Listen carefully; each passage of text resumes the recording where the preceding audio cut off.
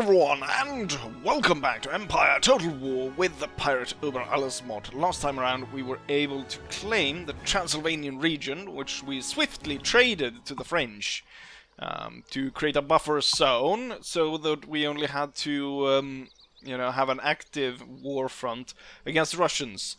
However, since this territory originally, before the Transylvanians made their own kingdom, it was part of the Austrian kingdom, and so they didn't like that we gave them to their current arch rivals, which they are heavily fighting. So they were not happy with that, and they decided to declare war on us, and you can see they invaded here. Some of the early invasions were stopped, but as you can see, more of them has come, so we do have a two-front war.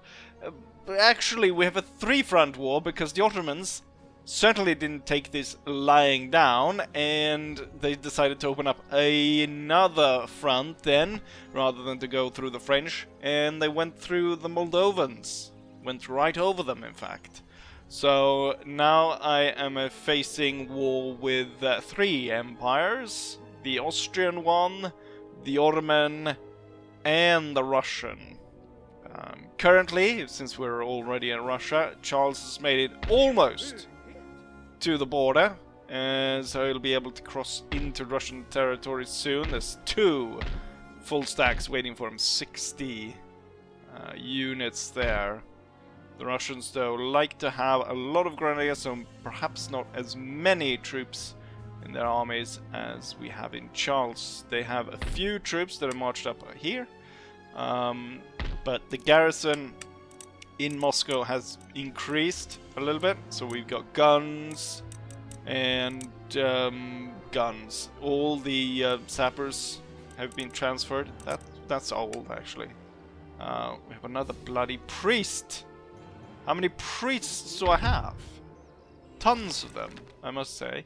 It's good though, because we're able to pacify the hostile superstitions. With that said, what we're going to focus on in this episode is the Austrians, because we've got the Prince Eugene of Savoy. There was some comments about the pronunciation of his name, Eugene, as you say it in English. However, since he's fighting for the Austrians, perhaps I should pronounce it in German, which is closer to Eugen, Prince Eugen.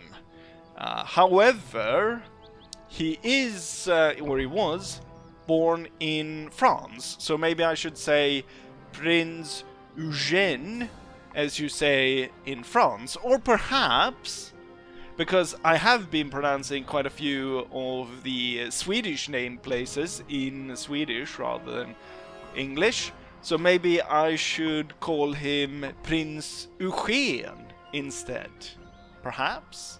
No, I think we'll stick with English, since English is what I'm speaking.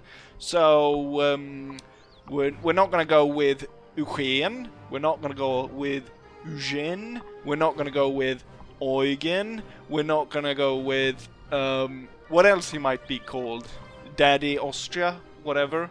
We're going to call him Eugene. And that's, I think that's fine. Unless you have any more problems with that. He's going to be facing Armfelt with his full stack coming on here, and we're hopefully trashing the Austrians and kicking them back out. It is perhaps so that we will be losing Gdansk, as it does have a fort, but I'm not entirely sure I'll be able to get troops there to stop their attack. Now I do note here though that all their troops is basically cavalry. They've got 3 units of infantry, which could very well actually be seen off by the garrison on its own. I am starting to recruit troops everywhere, or a lot of troops, some places. Okay, so some troops in some places. Not that impressive, but there is gonna be. We're gonna need a lot more troops. I can't have 2 armies and 3 fronts and multiple enemies all over the place. So, yes. With that said, though, let's go ahead and face our little prince. Right, so he brings a total force of 4,500 men. He's going to be reinforced by 769, coming in from the southeast. I have 6,660 men. The great advantage here, I would say, is my cannons is the biggest advantage. I do note that they have sapper cores. I do think even with sapper cores like this, they'll still have to dig in before they can place bombs. But it is something to note that there's a total of 6 units of sappers. So let's take heed before we advance into deep enemy territory. With that said, let's go ahead and have ourselves a great fight against the Austrians. The battle lines are starting to take shape. It's important to know that the enemy actually started kind of spread out like this, and now they're on a different angle. Right. I've been targeting these cavalry units with my artillery, and it looks like they are beginning to move towards us, which is what I thought might happen. Here comes another amount of cannon shot going that way. We're gonna switch target now, as I intend to charge and disperse them. Originally, I had spread out in 3 brigades in the front, with 1 in reserve, but I switched when I realized they moved in a way that would kind of set up to have their units. Now there's maybe not time to explain, because the enemy is coming straight for us.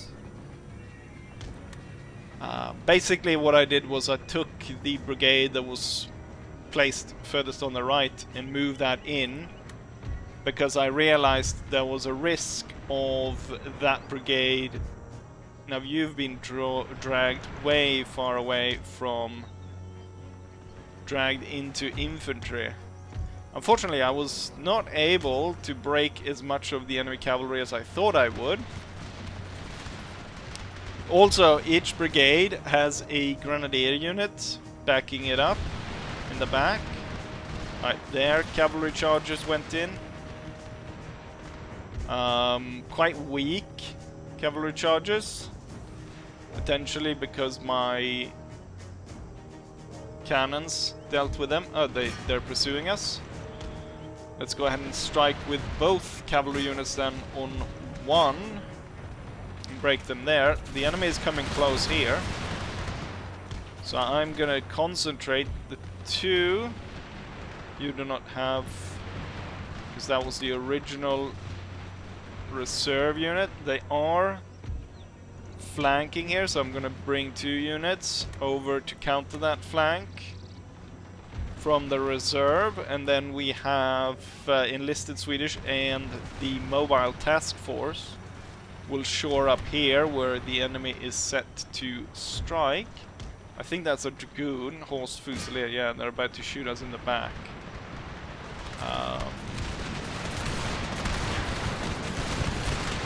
I think what I'll do is I'll bring the Grenadiers out here, and then on a flank perhaps throw onto these provincials. And then I realize that my artillery is bombarding that bit, so that's not good. Oh, we have a unit that is broken, which is not good. I will bring up this brigade to be in close support. We're actually taking heavy fire on this side. Oh, we did throw grenades over there. Right, it's irregular sappers. They're actually quite easy to break with cavalry charges. I'm just gonna make sure the 2 units here are not firing at will. Prince Eugene's troops has charged in melee. That unit was broken. Let's see if the Grenadiers can combine in a bayonet attack to break that side. We're clearly holding on. God damn it, the cavalry. You know what? I think you can break that one for sure, can't you?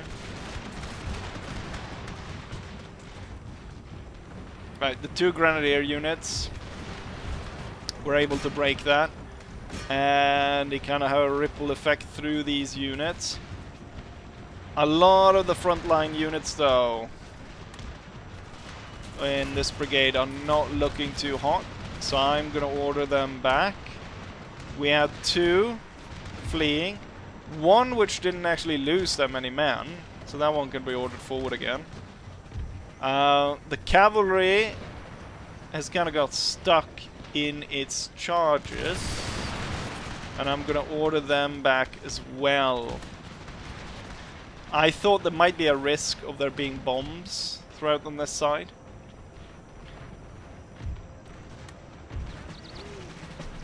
Point blank range on these Grenadiers. And they're tired as hell as well. Let's have the Grenadiers plug this gap and open fire there.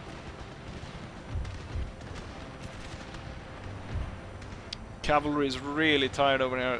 Lost more than half of its troops. Enlisted Swedish troops. There's another Grenadier unit that can be moved up. Let's move the cavalry further away. I think this is enough to have stabilized the front line. I'm surprised you haven't been beaten back as of yet. Now we just need to figure out where to hit them, which I think is this bit right here. The other bits will hold, so we'll concentrate more troops here. And then we'll see about striking back. The enemy has conducted yet another charge towards this side and has broken up. These 3 units can definitely take that one, as it's on its own. The enemy is so close, I'm ordering my guns to fire at the mortars instead. The enemy is coming really close here. I'm going to tell the Grenadiers to throw grenades instead. See if they have time to do that before the enemy go ahead and... Oh, they didn't do the animation. They fired them through their muskets instead.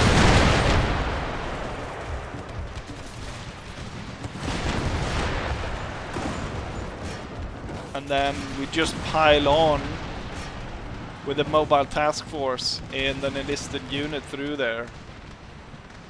We'll just pile on into this area. Overwhelming the enemy. Yeah, it's probably time to tell these guys to stop throwing grenades. And then just continue through here. Yeah, they're completely broken. The cavalry I can double back. We've lost, unfortunately, quite a lot of cavalry. We can double back now. And hit these units right here. Or this unit right here. The general himself has only got 8 men left and his staff is out there fighting. We will not be able to pursue these troops any longer, or we won't really catch up to them. So we'll do something like that. The unit is gone. I'll order the cavalry then to follow in after all of that. And I'll order a general advance of the troops on this side. And now it's about focusing in. Oh! He was killed! He was run over by my cavalry.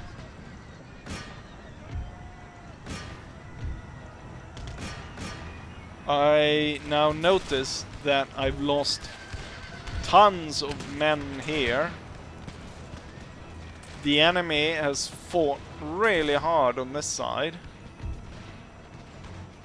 We're doing very poor amount of damage on that unit right there. I think, though, cavalry is now enough to cause a breakthrough on this side. These troops, though, they've lost more than half their units, and they're really tired. We're gonna bring these guys around to start facing the enemy. Oh yeah, the guns. Time to tell them to hold fire. Keep running down the enemy. Right. And then reorganize this line right here. What was this? Because this was 360 something. Hired Saxon infantry? They're not even that good.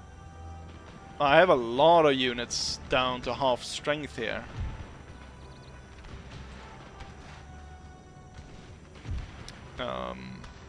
The enemy was able to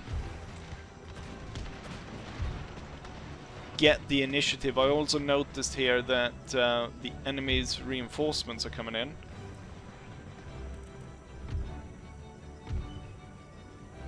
I'm gonna take the 2 grenadiers, march them behind the line, and then have the other 2 move up to the front.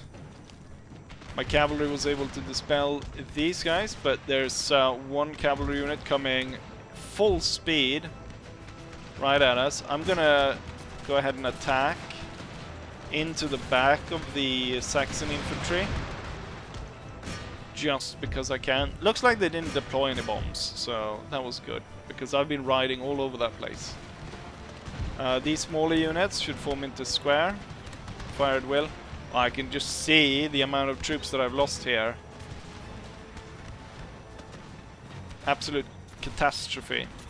What should have been done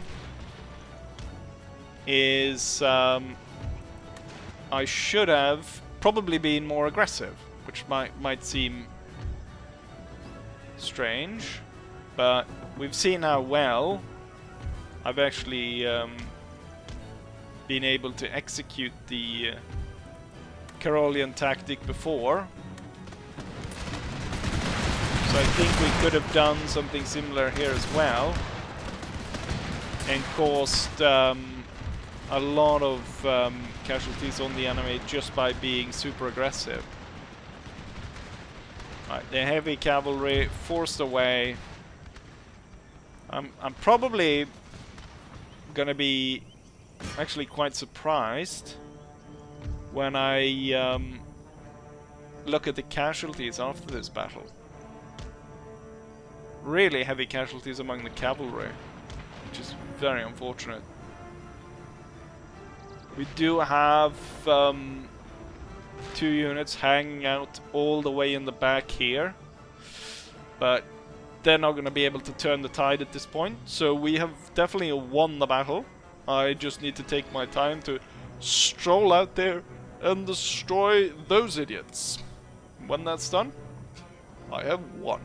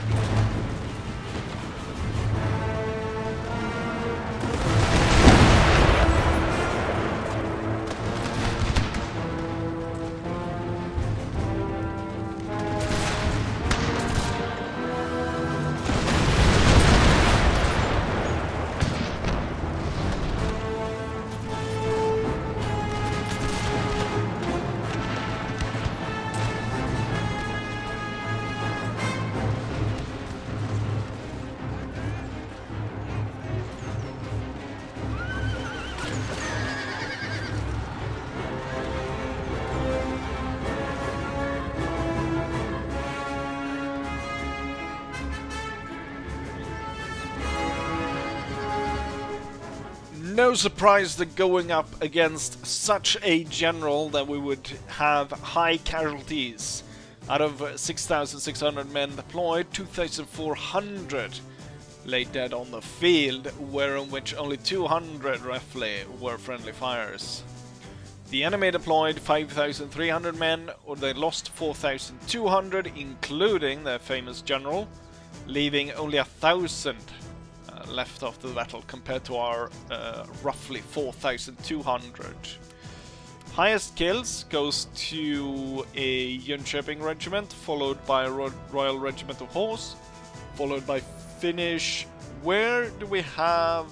I actually thought the veterans of past war would do better, but then again, I didn't really deploy them until the very end of the battle. They did manage to get a chevron, so they did improve during the battle, and it looks as though all my cavalry units survived. I started with 5 and I leave off with 5. Good. However, that is very many casualties, and leaves me quite vulnerable. It's gonna cost me, it would have cost me 10,000 to replenish that if I had the money to pay for that. I think even though this town lies completely open for my taking, I think it's gonna be more important to try and protect our own, so trying to head up there.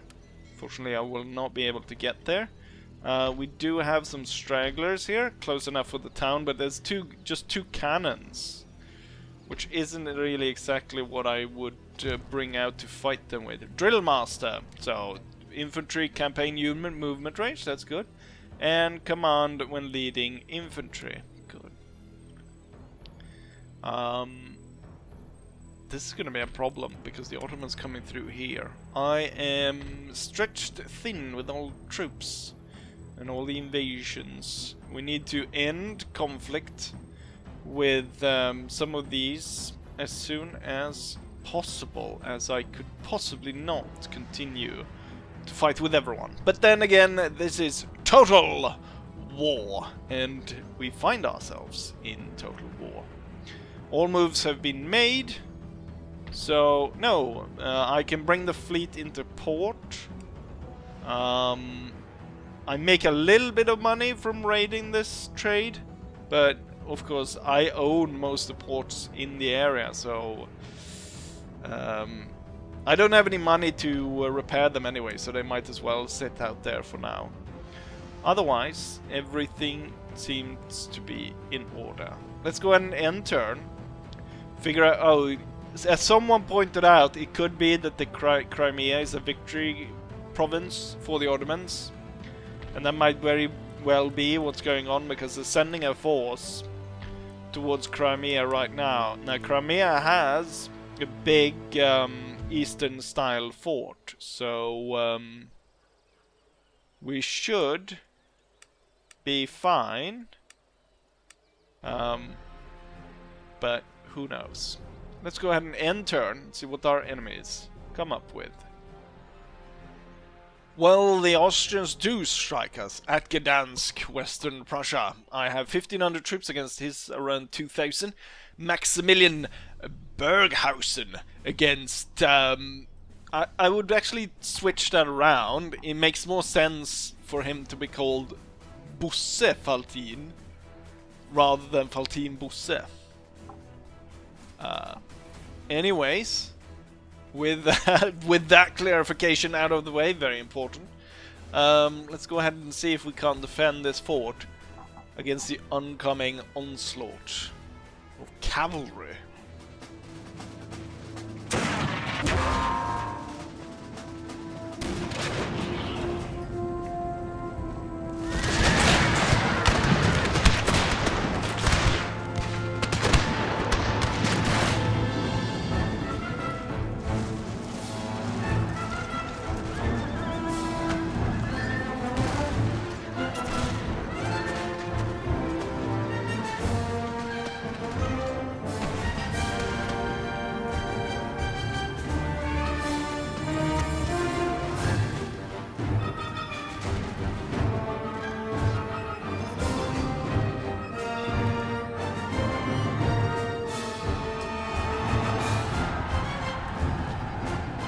Unfortunately, it was a defeat. The enemy was able to completely overwhelm the fort, even though I thought that I would outnumber them.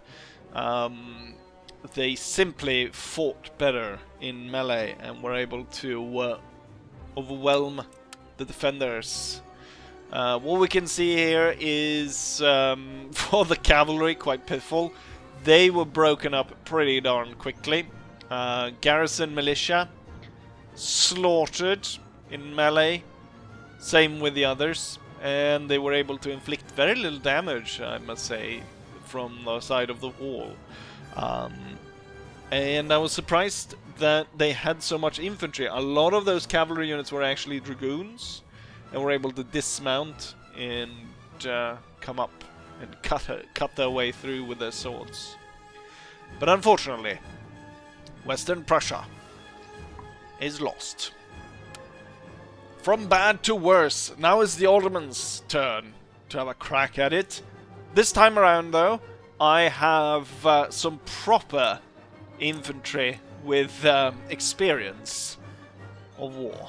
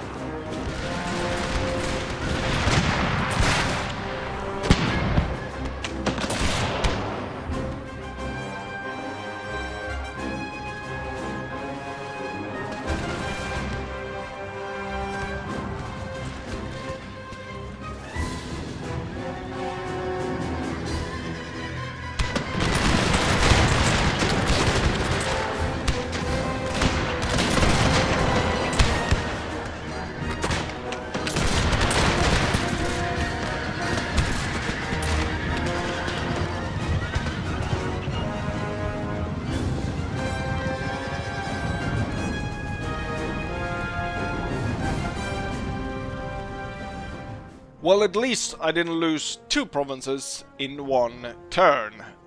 This time around we held. We deployed equal amount of troops, but I was able to prevail. We can see that we deployed about equal troops. They lost 1,000, I lost 900, so it's not that big of a difference. They have about 300 men left. I have 400 men left after the battle. It was a very tough fight. Holding the wall was not actually a very good idea, because the wall was kind of awful, actually, when it comes down to it. But we held, but I don't think we could win another one. Unfortunately, Busse was completely destroyed over at the castle at Gdansk. Castle, the wooden fort. And the entire army. Western Prussia lost. We have a few successful operations. The road is blocked from Charles. Recruitment report. We've got lots of regiments being recruited. 7 infantry regiments. 1 dragoon has been recruited. We also have constructions. Governor Mansion in Riga, and then we have a crafts workshop in Belarus. We also have a new city has come online in Lithuania. Oh yeah, Lithuanian with like 31% is atheist. I haven't been able to correct that. Or correct anything here. There's a lot of, and there's also a bunch of Catholics as well. They're not causing a lot of religious unrest though, which is good. We have a small force over here, we have a small force over here. The thing is, though, I'm pretty sure here... Oh, it's gonna cost me everything to replenish Armfeld's army. And I'm gonna only be left with 3,000 after that. As soon as the enemy took over Gdansk, they started losing money, I noted. I'm gonna demand surrender. The demand is refused. We're gonna lay them under siege for now. Let's see, the troops were recruited up here. So the Dragoon's gonna make its way as fast as possible to Warsaw. The infantry is gonna make its way down here, and the other infantry is gonna make its way down here as well. I also have more troops here, being recruited previously. It's gonna make their way down there. And then I do have the cannons here, but until I can link up with troops, it's not very good to have them roam the area on their own. If they would have been able to move into reinforcement range of the infantry, then maybe that could have worked. So we have some Bosnians and some armored cavalry that made it out alive from this battle. We have more troops coming online within one turn, so that should be good to hold them off. And it looks like, at least what we can see right now, that the Ottoman troops, there's a reinforcement force coming in, but that's about it for now anyways. Keep an eye on what they've got going on there. Luckily for me, the Austrians don't seem to be pushing a lot of troops forward. The Ottomans are seemingly not in a hurry to push a lot of troops forwards. So I could potentially here proceed with Charles. Oh, we have successfully infiltrated and gained control. Oh!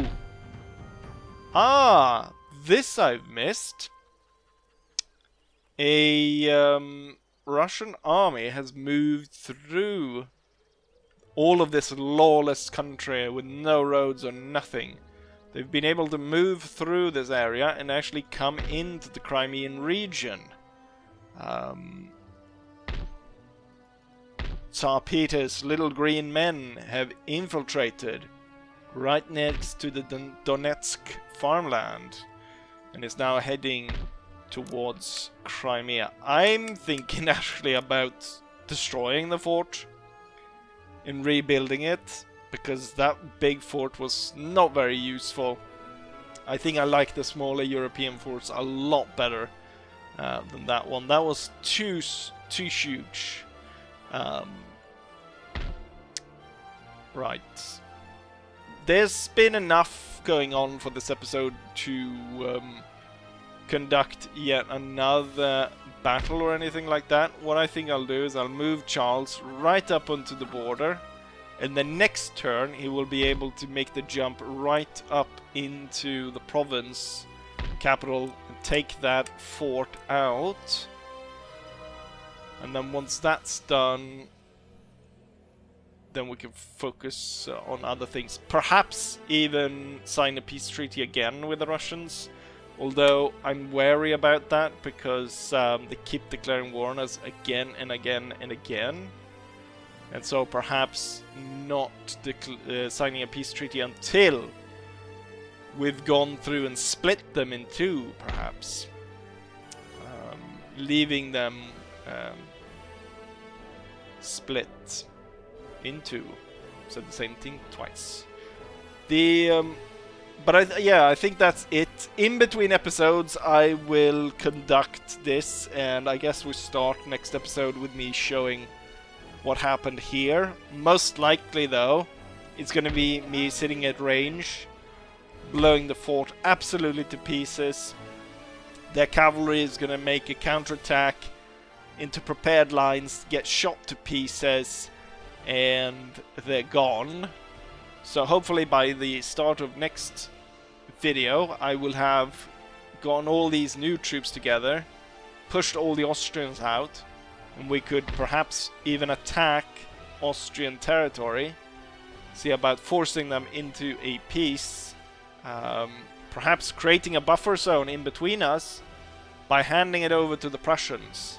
Now ultimately I want to gain all the ports around the Baltic, But giving, at least making sure, or giving me the possibility here to completely wipe out the Russians, so that I could just completely focus on one side and not have this multiple fronts everywhere. So I could focus on one area and concentrate enough troops there to make quick and decisive moves against my enemies. Is probably the right thing to do.